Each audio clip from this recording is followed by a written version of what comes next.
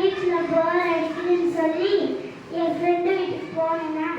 அப்போ அவங்க வீடு பூட்டி இருந்துச்சுன்னு சொல்லி இன்னொரு ஃப்ரெண்டு வீட்டுக்கு போகலாம் நடந்து போய்ட்டு இருந்தப்ப ஒரு தாத்தா ஆப்பிள் தோட்டம் வச்சு தண்ணி பாய்ச்சிட்டு இருந்தாரு. அவர்கிட்ட போய் நான் கேட்டேன்னா ஒரு ஆப்பிள் தாங்க அப்படின்னு கேட்டேன்னா அவர் கொடுத்தாரு. அந்த ஆப்பிள் வந்து சாப்பிட்டோன்னே சுவையான சுவை, அதை இன்னும் போய் தின்னுக்கிட்டே இருக்கிறது போல இருந்துச்சா. சரி போல அவரு பாவம்னு சொல்லி நான் இன்னொரு நடந்து போயிட்டு இருக்கப்ப என் ஃப்ரெண்டு வீட்டில் அவங்க அம்மா 3 ஆரஞ்சு கொடுத்தாங்க. அந்த 3 ஆரஞ்சு சாப்பிட்டா புளிப்பான புளிப்பு. நான் என் ஃப்ரெண்டுகிட்ட கொடுத்தா அவன் வந்து அவங்க தம்பிகிட்ட கொடுத்தாங்களா, அவங்க அம்மா மிரட்டி திங்க வச்சாங்க. அப்புறம் வெளியே போய் விளையாடலான்னு சொல்லிட்டு போனோமா.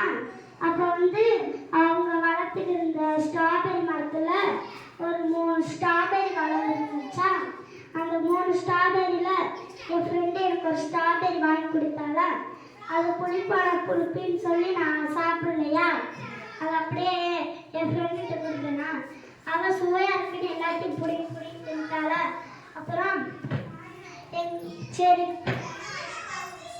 எங்கள் அம்மா அடிப்பாங்கன்னு சொல்லிட்டு நான் வீட்டுக்கு போனேன்னா அப்போ போய் பார்த்தா எங்கள் அம்மா கத்திரிக்காய் சாம்பார் கத்திரிக்காய் போட்டு வச்சுருந்தாங்களா.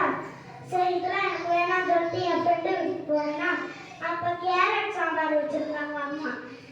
அதுக்கு எங்கள் அம்மா செஞ்ச கத்திரிக்காய் சாம்பாரை திட்டு போகலான்னு போயிட்டேன் நான். நன்றி.